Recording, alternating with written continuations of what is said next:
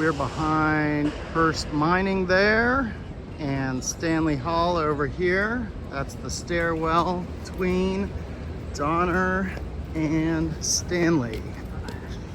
So there's only one entrance to Donner Hall, many exits, but only one entrance.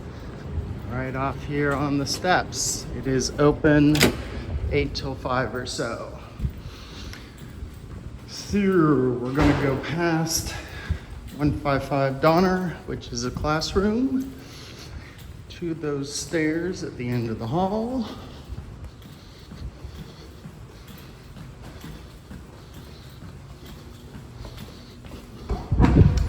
Up the stairs to the second floor.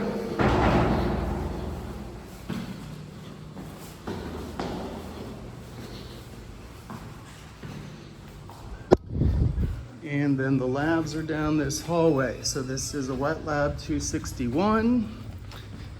This room is locked. This is the other wet lab 266. Room 265 here is one of the meeting rooms. And then 272 here at the end of the hall is the other meeting room.